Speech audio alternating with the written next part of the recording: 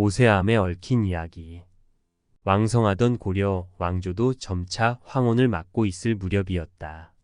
관료들은 관료들대로 썩어 있었고 지주들이나 선비들도 너무나 부패해 있었다. 나라에 올바른 기강이 없어 정치인들이 썩어 있을 때에는 반드시 어느 한 귀퉁이의 병고가 일게 마련이었다. 지금의 충북 제천 부근에서 얼마 전부터 알 수 없는 괴질이 온 마을을 휩쓸더니 마을 사람들의 생명을 하나하나 앗아가고 있었다. 이때 설정 스님은 30여 년 만에 고향을 찾는 길이었다. 그런데 고향이란 게 어머니의 품속 마냥 따스하기는커녕 썰렁하기 그지없었다. 스님은 이상하다 싶어 어릴 적 살던 집을 찾았다. 논둑이며 밭가에 난 길을 찾아 접어들었다. 가을 거지를 하고 난 밭에는 옥수수 그루터기만 황량하게 남아 있었고 밭 여기저기에 겨울 여물용으로 세워놓은 옥수수집 다발만이 낯가리로 서 있었다. 옥수수집을 보며 설정 스님은 어릴 적 생각이 나 빙그레 웃었다. 어머니, 저도 크면 수염이 나나요? 왜 벌써 어른이 되고 싶은 게냐? 예, 저도 얼른 커서 옥수수 수염 같은 수염을 턱에 달고 싶어요. 원 녀석두. 어릴 때 설정 스님은 옥수수 수염을 따서 콧수염으로 붙이고 뛰놀던 일이 재미있었다. 어머니는 그때 환하게 웃으시곤 했다. 금방이라도 오그나 하고 아들 이름을 부르며 쫓아나올 것 같은 고향 집이었다. 그런데 인기척이 없었다. 어머니, 제가 왔습니다. 설정이 왔습니다. 아니, 오근이가 왔습니다. 설정 스님은 대문을 세차게 흔들었다. 대문 한쪽에는 새 봉자가 큼지막하게 씌어 있었다. 이건 새봉 자라는 거란다. 새봉, 새봉, 새봉. 아버지는 곧잘 외워대는 어린 아들이 대견하기만 했다. 무늬의 8팔자로 입춘대길 건양다경이란 글씨를 비롯해 입춘부를 손수 써 붙이셨던 아버지는 꽤나 유식한 분이었다. 어느 날 아버지가 새봉자를 가리키면서 물으셨다. 오근아, 이게 무슨 자라고 했더냐? 예, 새조자입니다. 자신 있게 대답했다가 아버지께 알밤 한 대를 맞은 기억이 새로웠다. 설정은 문을 열고 들어가 마루에 걸터 앉았다. 따스한 햇살을 받으며 마루 밑과 봉당 뜰 아래에 밀과 보리싹만이 푸르름을 과시하고 있었다. 스님은 조용히 눈을 감았다. 관세음보살님은 어째서 이런 고향에 가보라고 하셨을까?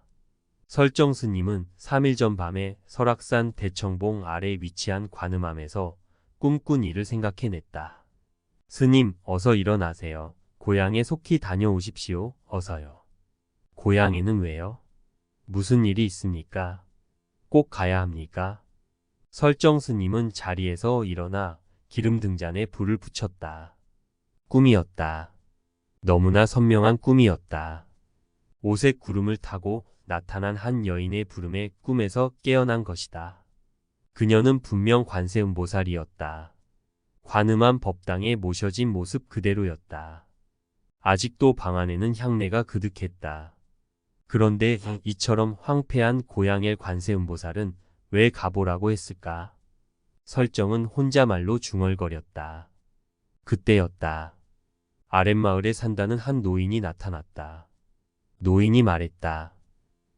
시주를 오신 모양인데 아무래도 잘못 오셨소이다. 아닙니다.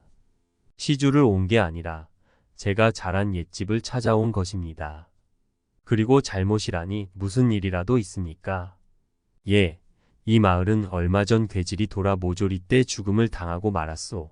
다만 서너 살박이 어린애가 하나 살았을 뿐이외다. 그거 참 쯧쯧.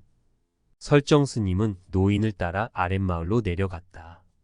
거기서 아이를 만났다. 가족 관계를 따져보니 설정 스님의 조카였다. 위로 큰형님이 계셨는데 늦게 취처하여 딸 하나, 아들 하나를 두었으니 이 아이가 바로 그 아들이었다. 설정 스님은 조카 아이를 업고 설악산 관음암으로 돌아왔다. 잘 키워중을 만들려는 것이 아니라 다시 속가로 내본의 가문의 대를 잇게 하려는 마음이었다. 설정 스님은 그게 바로 부처님의 뜻이고 자기를 고향으로 보낸 관세음보살의 뜻일 거라고 생각했다. 아이는 아주 야무졌고 또 영리했으며 순진하였다. 산짐승이나 새들과 함께 얘기도 나누고 다람쥐나 원숭이들과도 잘 어울렸다. 스님이 산에 나무하러 갈 때는 말벗이 되어주곤 했다. 아이는 잘 자랐다. 설정 스님은 아이의 법명을 지어주었다. 선두라 했다. 두자는 어조사이고 그냥 착한 아이란 뜻이었다. 속가의 이름이 선돌이었는데 그 이름을 따서 그대로 지은 것이었다. 선두는 어느새 5살이 되었다. 스님을 따라 조석 예불에 참여하여 반야심경을 곧잘 외워대곤 했다. 잔심부름도 너끈히 해냈다. 스님이 밥을 짓노라면 부엌에 따라 나와 부직갱이로 장작더미를 두들기며 목탁치는 흉내를 내면서 관세음보살을 염송하곤 했다. 스님이 대견해서 물었다. 에 선두야. 예 스님. 관세음보살은 어떤 분이라 했지? 관세음보살은 어머니 같은 분이고 자비로운 분이십니다. 그래 잘했다. 어이구 우리 선두 영리하기도 하지. 선두는 맑은 눈망울을 굴리면서 삼촌인 설정 스님에게 와락 안겼다. 스님은 선두에게서 전해져 오는 아련한 핏줄의 정을 느꼈다. 볼이 참으로 따스했다. 무럭무럭 자라서 가문의 대를 이어야 할 텐데. 설정 스님은 선두를 내려놓고 돌아서서 눈물을 훔쳤다. 선두가 스님의 눈물을 보고 침울해져 물었다. 스님 울고 계세요? 아니다. 울긴 내가 왜? 설정 스님은 짐짓 환한 웃음을 지어 보였다. 그러나 마음속은 쓰리고 아팠다. 불쌍한 녀석, 아버지 어머니 얼굴도 모르고. 너무 외로운 녀석이야. 그해 초겨울이었다. 겨우살이 준비를 하던 설정 스님은 양식이 떨어진 것을 보고 시주를 해와야겠다고 생각했다. 설악산 대청봉 아래서 겨울 양식이 떨어지면 찾아오는 신도도 없고 큰일이었다. 설정 스님은 시주를 하러 가기 위해 신들매를 했다. 선두를 돌아봤다. 데리고 갈 수도 없었고 그냥 놔두고 가자니 그렇고 적어도 닷새는 혼자 있어야 하는데 정말 큰일이 아닐 수 없었다. 스님은 선두를 앉혀놓고 말했다. 내가 양식을 구해오려면 아무리 빨라도 닷새는 걸릴 듯 싶구나. 그동안 너 혼자 있을 수 있겠느냐? 선두의 맑은 눈망울을 바라보던 스님은 차라리 말없이 그냥 다녀올 걸 그랬다는 후회도 했다. 그런데 선두는 오히려 의젓했다. 네 스님. 혼자가 아니고 관세음보살님하고 둘입니다. 설정 스님은 깜짝 놀랐다. 선두의 대답에서 어떤 어른보다도 엄청난 대답을 들었기 때문이었다. 아 그랬구나. 관세음보살님이 계시는구나. 그럼 관세음보살님하고 절 좀 지키고 있거라. 내 속히 다녀오마. 살인문을 나서던 설정 스님은 선두를 돌아보며 다시 한번 다짐을 했다. 어떤 경우라도 멀리 나가지는 말아라. 그리고 무서움이 일거든 관세음보살을 열심히 불러야 한다. 선두는 알았다는 듯 고개를 끄덕였다. 그리고는 곧장 법당에 들어가 목탁을 치켜들며 스님에게 내보였다. 설정 스님이 산문 밖을 나서서 멀리 떨어졌을 때도 선두의 목탁 두드리는 소리는 아련히 들려오고 있었다. 설정 스님은 걸음을 재촉하여 해질녘의 양양에 도착하였다. 양식은 넉넉히 구했다. 산으로 돌아가려는데 갑자기 바람이 세차게 불어닥쳤다. 어린 선두 생각 때문에 급히 떠나려는 스님을 마을 사람들은 한사코 말렸다. 이 눈보라치는 밤에 어떻게 가겠느냐는 것이었다. 설정 스님은 그렇게 해서 하룻밤을 양양에서 묵었다. 다음날 아침 일어나 보니 밤새 눈이 내려 지붕처마 밑까지 쌓여 있었다. 양양도 그러한데 설악산은 엄청날 것이 분명했다. 눈이 왔다 하면 설악산은 10자 20자씩 쌓이는 게 보통이었다. 하는 수 없이 설정 스님은 그 눈이 녹기를 기다렸다. 그해 겨울 따라 유난히 추위가 심해서 좀채로 눈이 녹지 않았다. 겨울 눈이 원망스러웠다. 이듬해 봄이 왔다. 그동안 몇 번이고 길을 떠났다가는 실신에 쓰러져 있는 설정 스님을 사람들이 발견해 대처로 데려오곤 했었다. 여러 번의 사고로 인해 몸은 쇠약할 대로 쇠약해졌다. 그러나 이젠 봄이었다.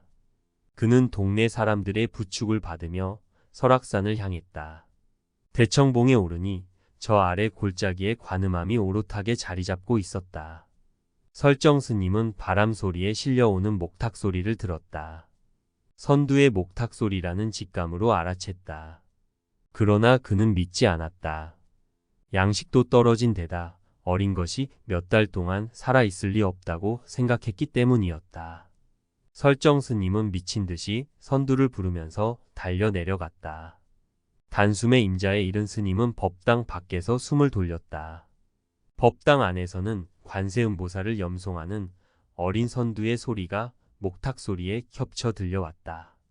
그때였다. 웬 젊은 여인이 오색 치맛자락을 끌며 법당을 나오더니 아름다운 채색 구름을 타고 멀리 날아가 버렸다.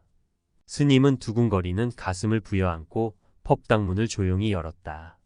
선두야. 스님. 둘은 누가 먼저랄 것도 없이 얼싸안았다. 스님. 아이고, 내가 살아있었구나. 아니, 그럼 제가 살아있지요.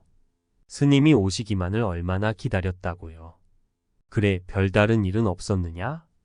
예, 스님 말씀대로 관세음보살을 불렀더니 관세음보살이 오셔서 같이 놀아주고 밥도 같이 먹고 잠도 같이 자고 했어요. 돌아가신 어머니의 얼굴하고 너무나 똑같은 분이었어요. 설정 스님은 너무나도 감격하여 선두를 끌어안고 한없이 울었다. 그리고 그날로 5살 난 선두의 인연을 바탕으로 절 이름을 오세암이라 고쳤다. 그 후 오세암은 여러 차례의 중창을 거쳤으나 6.25 때 전소하고 지금은 방 한 칸이 이 전설과 함께 전해지고 있다. 동봉 스님이 풀어쓴 불교설화.